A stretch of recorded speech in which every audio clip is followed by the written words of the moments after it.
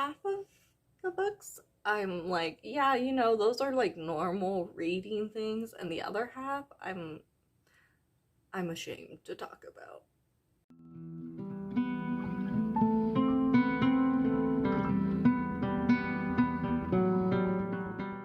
Hey, it's me, T.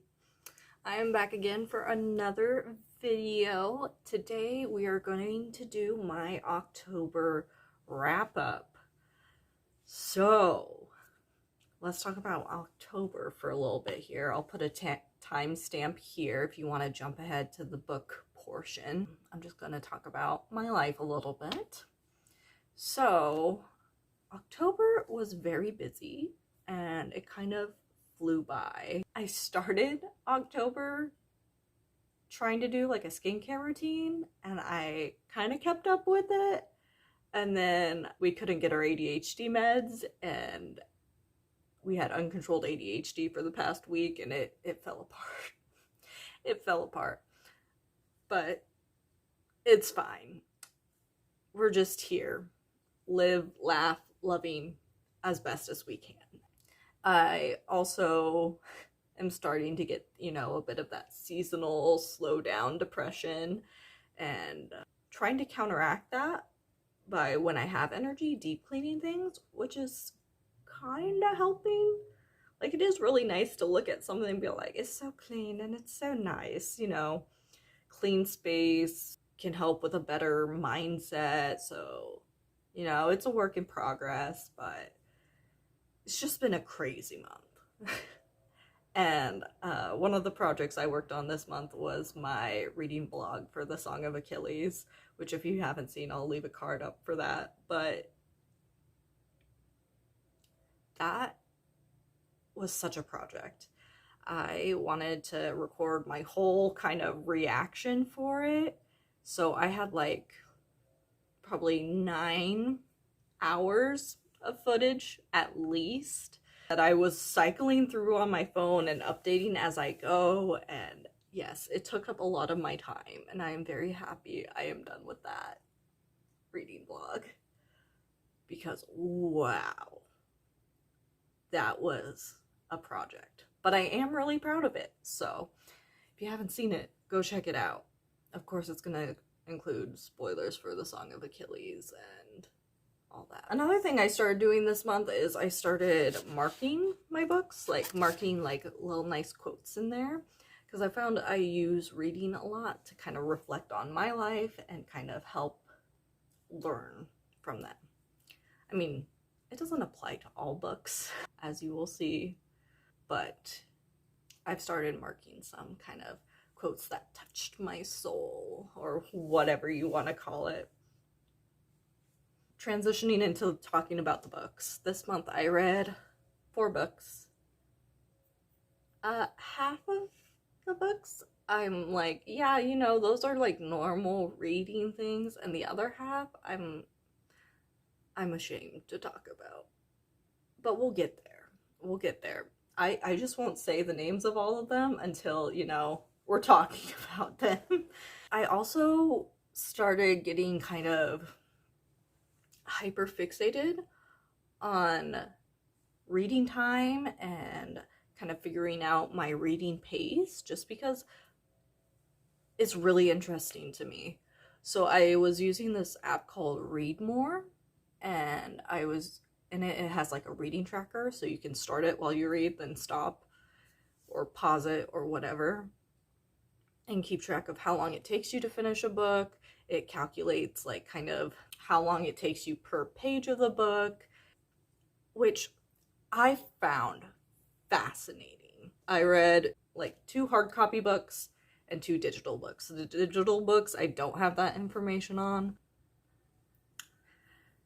At that point, we were uncontrolled ADHD, so, I mean, it's a surprise I read it all. And I'm gonna go in order from the beginning of the month to the end of the month, kind of in progression of the books I read. So the first book I read was actually the book club book for the previous month. And we were gonna have the book club meeting on like October 8th. time got away from me and I did not finish it in time whatsoever. I started it way too late, and so I didn't end up going to book club yet again. I have yet to go to a book club for my work book club, but I did read the book club book, technically. I just finished it like a week late. But that book was The House in the Cerulean Sea by TJ Klune, and this cover is gorgeous. And it doesn't look like there's that many marked things. That's because I was so invested in the story. I just kept, like, the first marks I'd move to mark a new thing, because I was writing down the quotes as I go and read more, because I will track those for you too. So it doesn't look like there's that many marks, but I have so many quotes from this book. It was just chef's kiss for introspection and, you know, looking in on yourself and self-discovery and all this. Just a lot of really good quotes throughout the book. That being said, let me get into the actual discussion of the book. So I started this book September 22nd and finished it October 13th. I spent about 8 hours and 55 minutes reading the book, which means, according to Read More's calculations, it took me about 1 minute and 20 seconds per page and about 66 pages per day, which I didn't read every day, so. If you haven't already heard of this book, which I feel like most people have at this point, I know it was really big last year, I think it was, and I mean, deservedly so.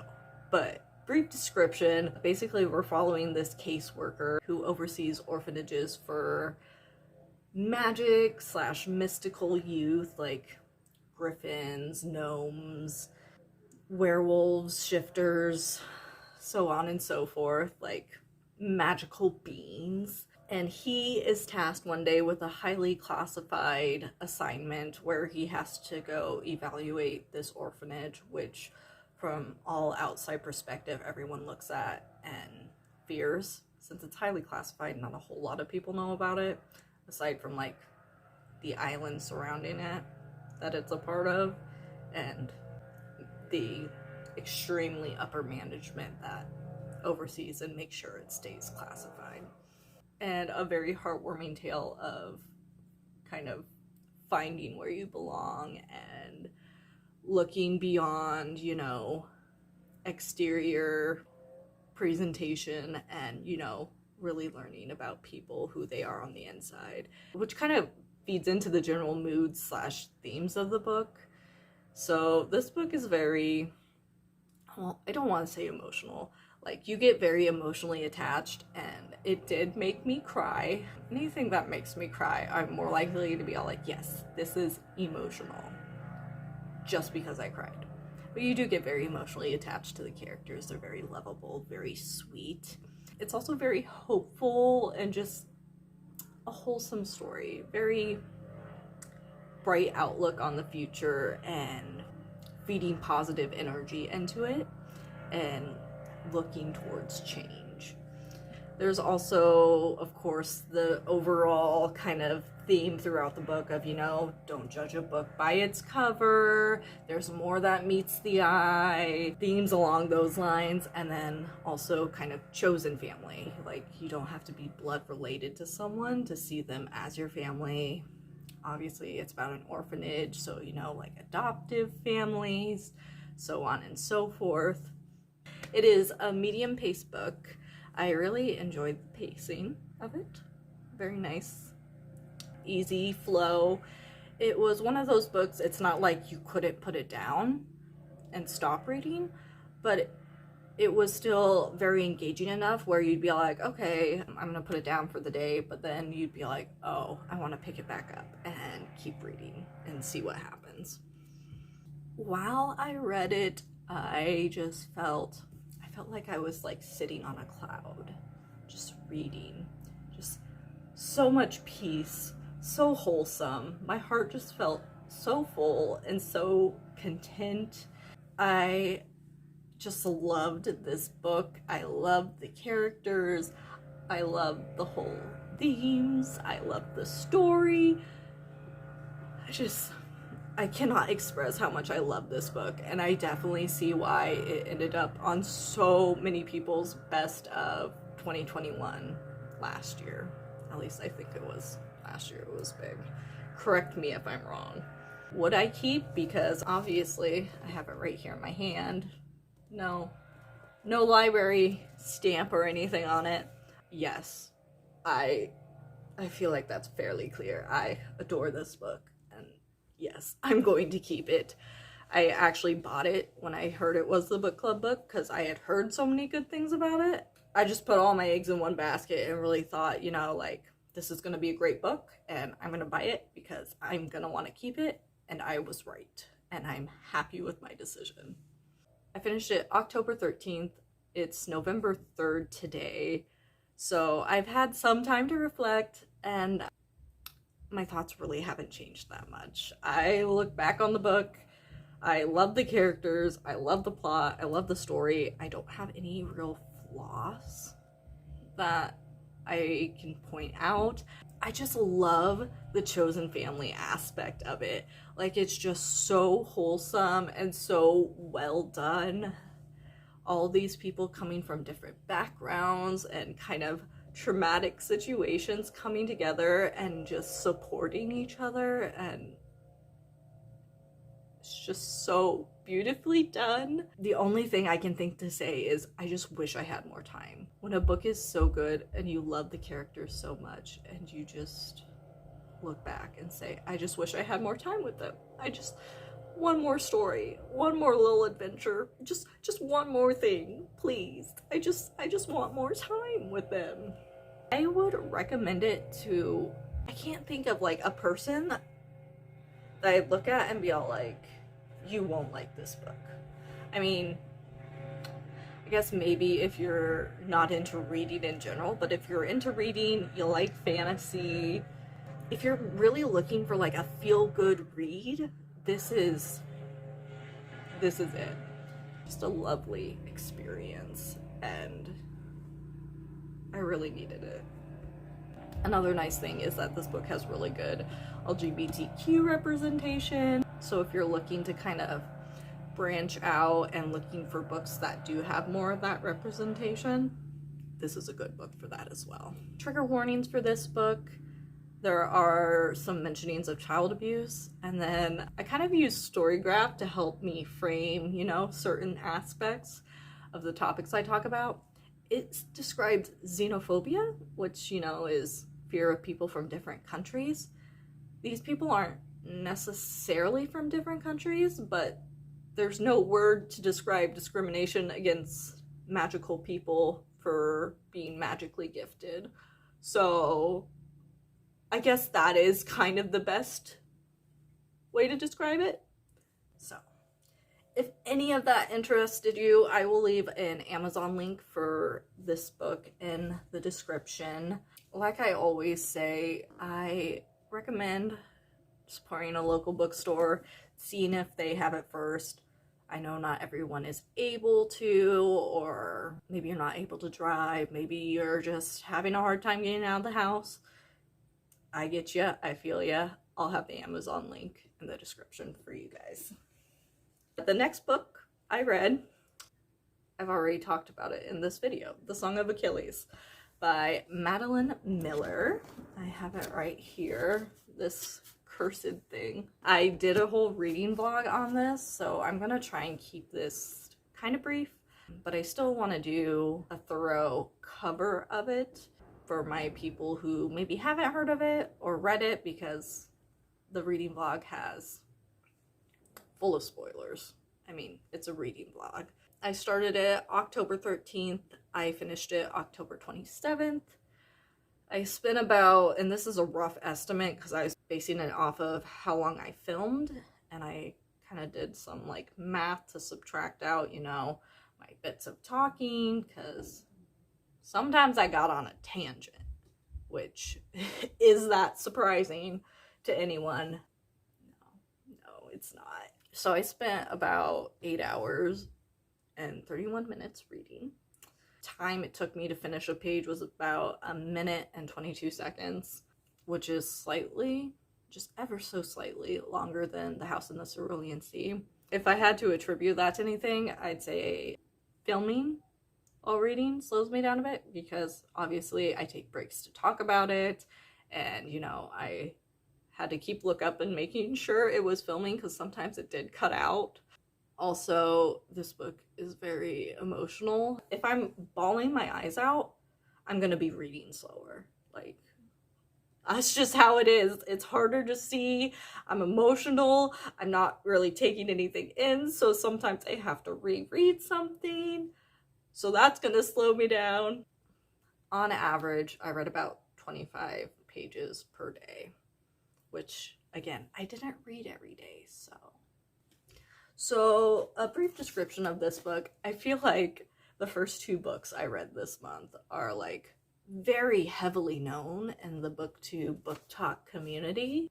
So I feel kind of silly doing a brief description, but you know, maybe someone hasn't. So this follows the life of Patroclus. He is a character in Greek mythology who is born, what I put down? I said he is born terribly mundane, because he doesn't have any godly blood in him, but he still has royal blood in him, but he's just not the strongest, not the fastest, just really just terribly mundane, terribly plain. At least that's kind of how he views himself. But by chance, he does end up meeting Achilles, which I mean, if I have to explain who Achilles is, I apologize. I'm not going to explain that. I have enough faith in all y'all that you have at least an idea of who Achilles is. He meets Achilles, and then Achilles' life kind of becomes his life. They form a very strong relationship, and we follow Achilles through all of his trials and tribulations in life through Patroclus, because it's following Patroclus's point of view. Very interesting view of it, having it from an outside perspective, but someone who is very close and kind of biased towards Achilles. It made for a very interesting read. General moods, themes, vibes of this book. This book is very emotional, very emotionally taxing, and just an emotional endeavor overall. At least it was for me. I mean, I can't say it would be for everyone, but I want to give proper warning that yes, it is a very emotional book. It is very sad. We start off kind of sad, and it just keeps going. But also adventurous. We go all around, you know, Greece, the surrounding areas. I don't know geography, especially ancient geography. Was not my strong suit. It also has a theme of, you know, young love, young friendship, also codependence, which I feel like tends to tie in with young love, for being honest. It also talks heavily about, you know, the cost of notoriety and the effect of, you know, being a big figure and having this notoriety, and kind of what it does to you mentally. It's medium paced, but it is very much a page turner, and I just didn't want to put it down, which led to some issues that I'll get into. While reading, I felt like I was on a roller coaster. They would have these really just sweet and just so wholesome and cute moments, and then we'd have like an awful tragic event, and it was just that kind of roller coaster throughout most of the book. That sort of up and down takes an emotional toll. And then the other part of while I was reading, since it's based on Greek mythos and the story of Achilles, kind of, I had an idea where it was going to go. I mean, I know about the Trojan War, I know about Achilles' role in it, So I had an idea of where it was going, where we were gonna kind of end up, maybe, not 100% sure. But this kind of idea and knowing the future or having that idea made me so tense while reading and stressed, and I very much show that in my reading blog. I'm very open about that. Would I keep the book though? Because again, no library mark or anything on this bad boy. Yeah, I would keep it. It is a very good book. Very well written, very well done. I just, we'll get into it. I've had a little bit of time to reflect. What's it been? About a week. I know, how unprofessional of me. Oh, yes. So it's been a week exactly since I finished this book. And I've had some time to briefly reflect on it. I think since I did a reading vlog and I was commentating on it throughout, I also did a lot of reflection throughout reading too. So I did really enjoy the book. It is, like I said, it's really well written. The characters in it are really well done and really strong, like very three-dimensional. You see their good sides, their bad sides. They have goals, they have dreams. It's just very realistic characters. Since the characters are written so well, you get attached, and that makes the twists and turns all the more hard-hitting. And they're hard-hitting, trust me. Based on how I've talked, I don't know if you can tell, but I have kind of a love-hate relationship with this book. At the end of my reading vlog, I don't even try to give a review on it. I was just so drained. I was like, all right, that's it. Leave a like. Might. Because like I've been saying, I feel like a broken record. This book is very emotionally taxing. It depicts like some not so healthy relationships, but like I said, the characters are so realistic and dynamic.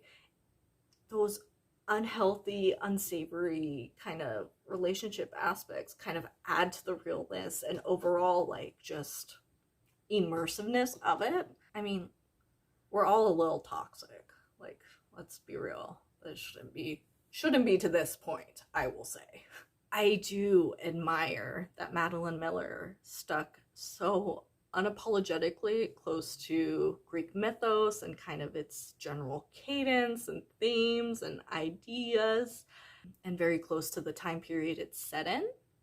That being said, Greek mythology has a lot of sensitive topics included in it.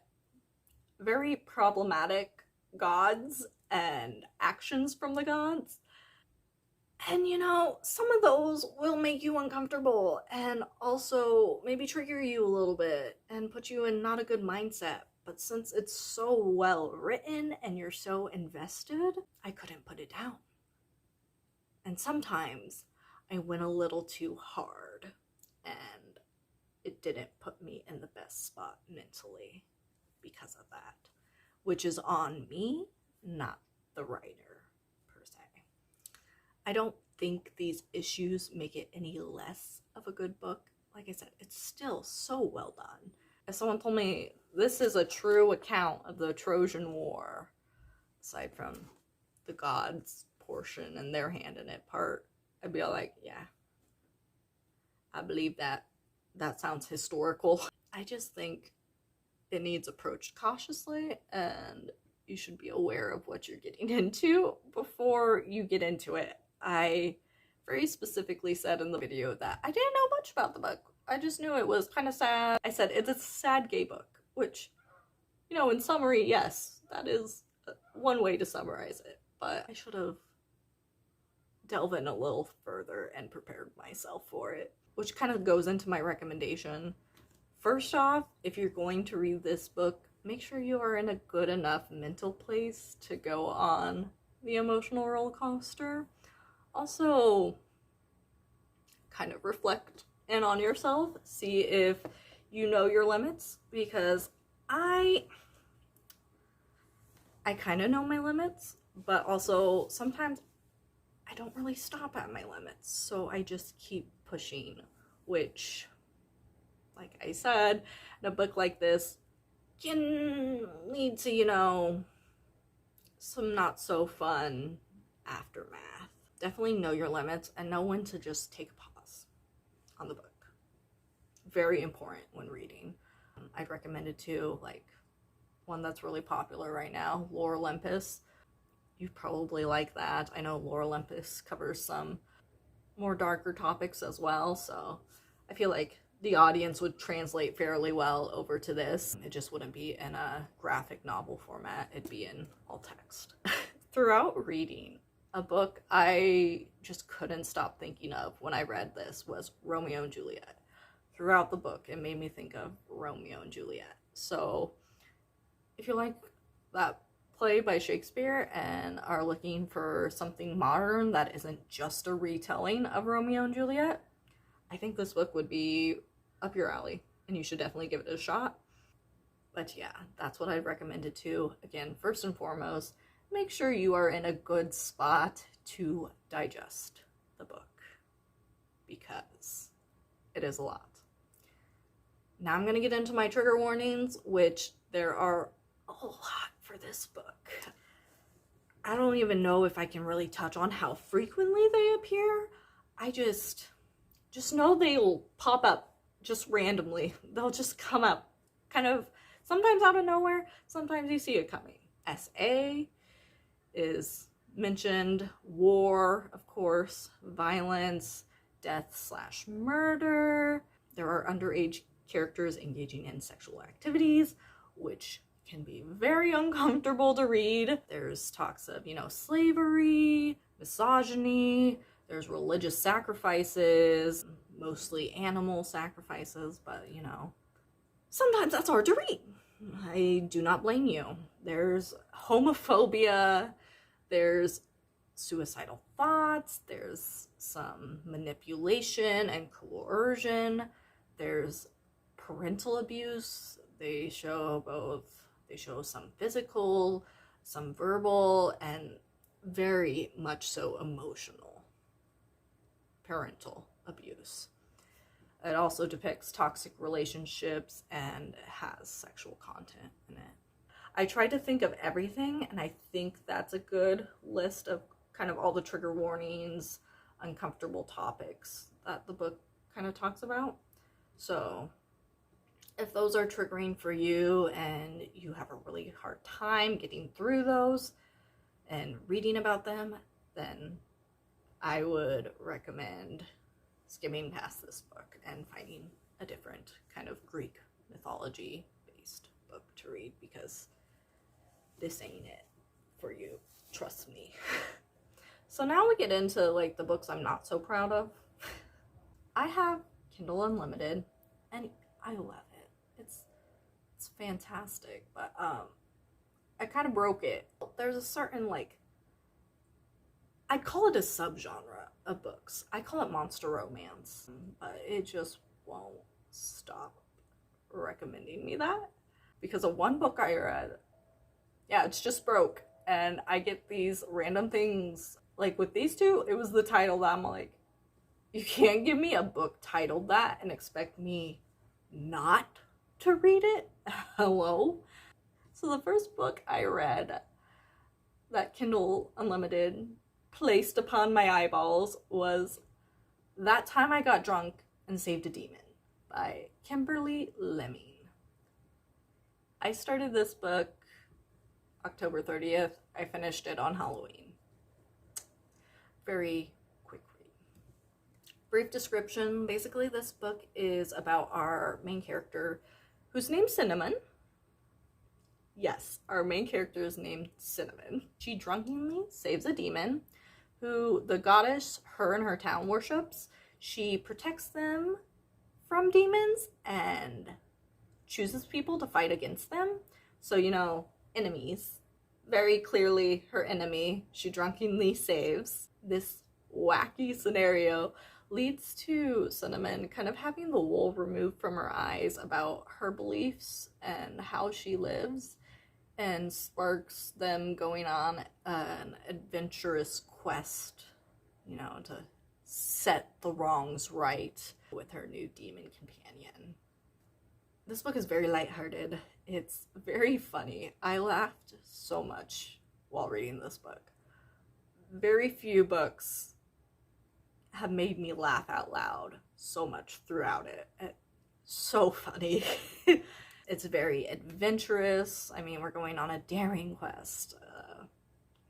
So I would say there's no like broad general sweeping themes, but like there's more that meets the eye. Don't judge a book by its cover. Getting to know people rather than judging them at face value kind of thing throughout the book. This book is fast-paced. Usually if I read a book fairly quick, it's because it's fast-paced and I can fly through it.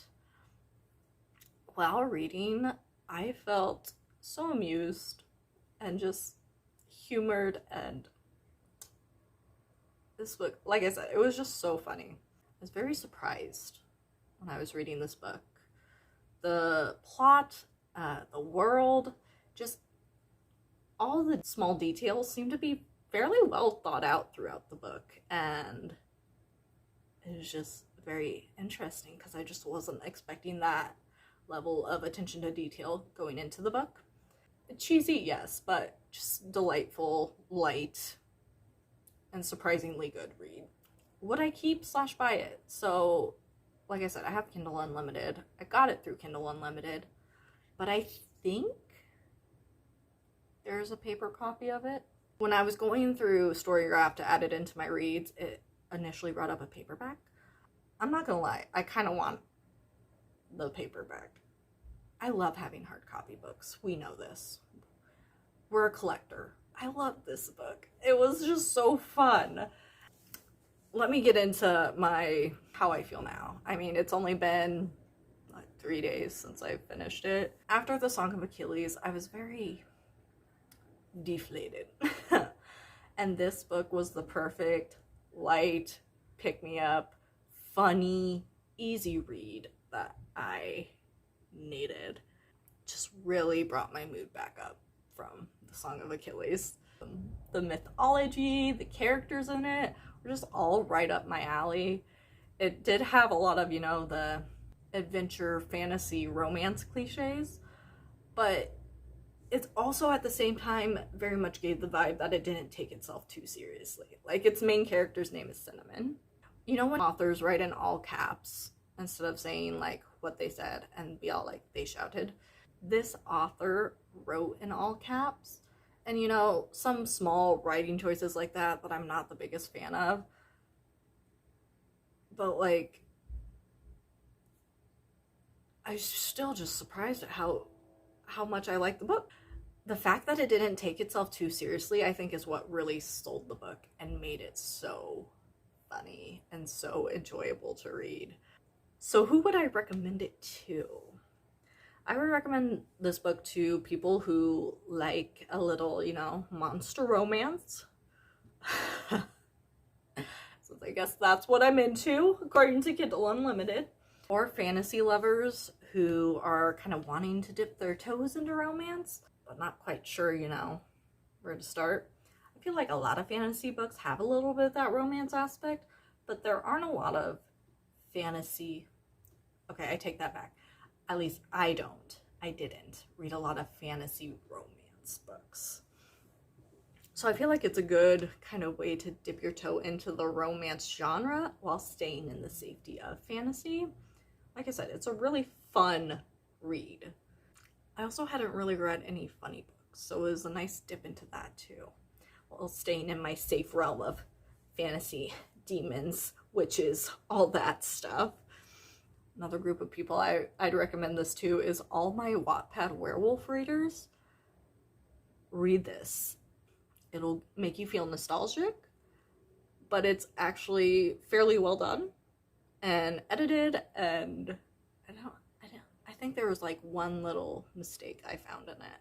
I also wasn't really looking for mistakes, but edited, fairly well done. I mean, some writing things that make me, but you'll feel nostalgic and it'll be actually good, and it'll make you feel good. Just trust me. Trigger warnings. This book does include some sexual content, some sexual scenes. It also has some gory imagery and some violence. Otherwise, nothing too offensive. I love the title.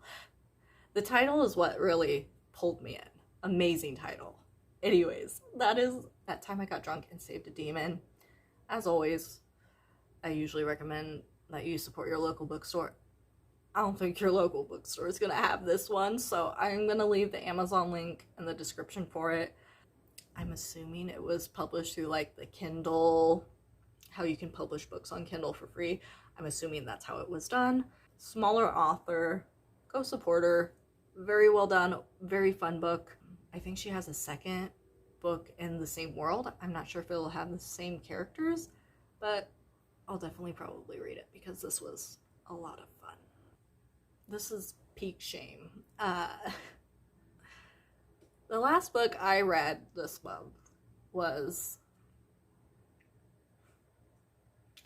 Riding the Headless Horseman by Molly Likovich. One of the two. I'm sorry, I'm really bad at names. Put it up here along with the cover. The cover is stunning.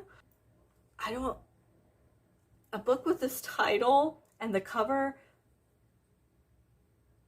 how dare it? I mean, that's really what pulled me in. It's kind of like with That Time I Got Drunk and Saved a Demon, but like more so, you're gonna give me a book with this cover called Riding the Headless Horseman on Halloween, and you're not gonna expect me to read it? You're crazy. This book is about a witch named Arletta who finds herself as kind of an outcast in Sleepy Hollow. Even though she is a witch, she doesn't believe in a figure that represents death, like Grim Reaper, the Headless Horseman, other kind of carriers of that reap your soul and take it to the underworld type thing. She is forced to reevaluate this when she comes face to face with the Headless Horseman. Of course. And just erotica ensues. This book is, it's erotica. Nothing too heavy in this book. There's anything with like a monster romance or that has like a mythical being that you have this preconceived notion of, and then find out they're more than that. Kind of has the thing of like, don't judge a book by its cover, which 3 out of the 4 books I read had that, but this is more in like a don't judge a book by its cover. There's more that meets the eye. Like, I want to put it in air quotes because it's nothing really, it doesn't really focus on that. Like, there's elements of that, sure, but they don't care about that. This book has really big, I watch adult films for the plot energy. I hope that makes sense. I feel like it does. If you know, you know. And I'd say it's funny. It's just so ridiculous. It's funny. Pacing, I said it's supersonic based. It is so fast paced. It's like 53 pages and we just fly through. It's probably the length of like a feature film, like adult film, quite honestly, is how long it'd take you to read it. While reading, I was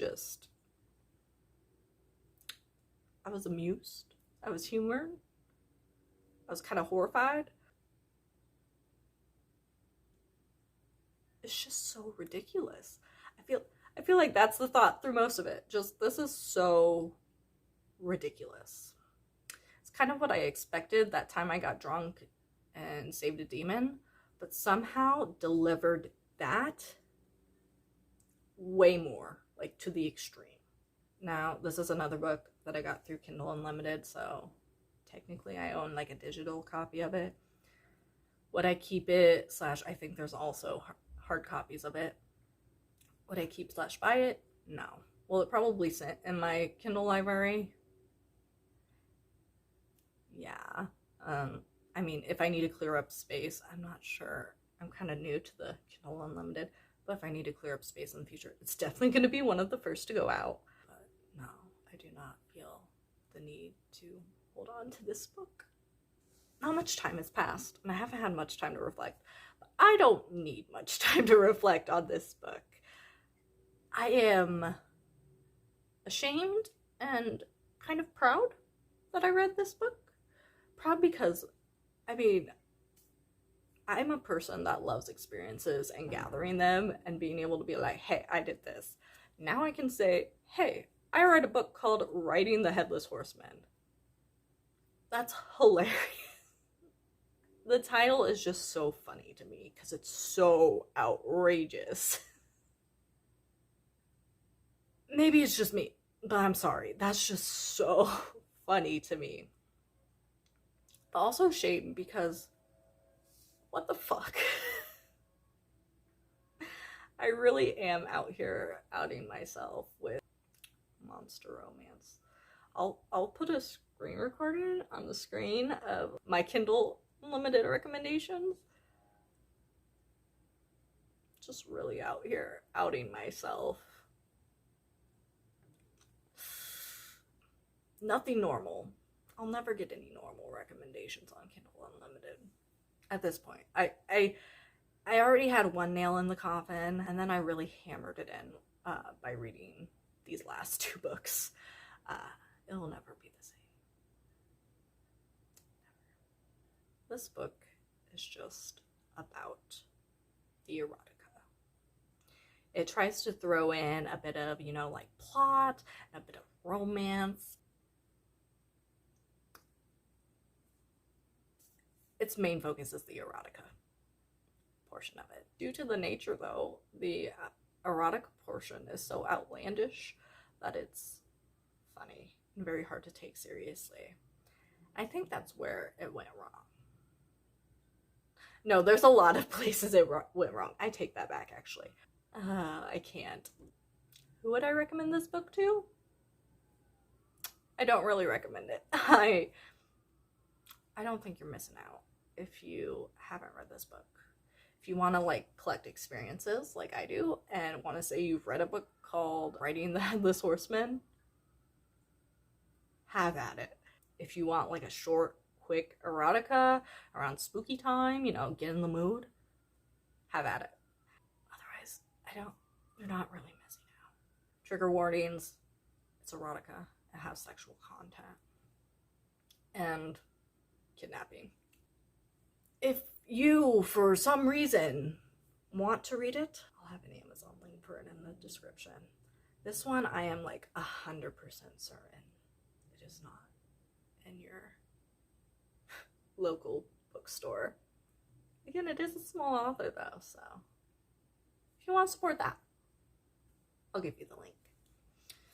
But those are the 4 books I read in October, 2 being on the last day of the month.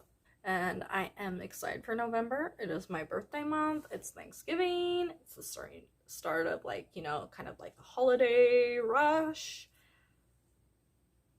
So I'm ready. Fall time is when I thrive. So very excited.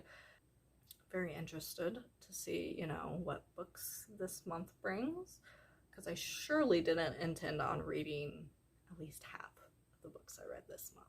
So if you want to see what craziness I read this month, go ahead and subscribe and hit the bell so you'll get notified when I post. I'm not really on a schedule. I don't know if I'll post anything middle of the month. You'll just have to stick around and find out. Leave a like if you like the video. Helps me a lot. The like is a good consolation prize for an RIP to my Kindle recommendations. Very appreciated. Leave a comment down below if you've read any of these books, especially the last 2. If you have read any of the last 2, please comment. I want to talk. I want to talk. Honestly, any of them. I really like the first 2 as well, and I'd love to talk about those. But I will see you guys when I see ya. Have a good rest of your day, and always go support your local bookstore. All right, guys. See you next time.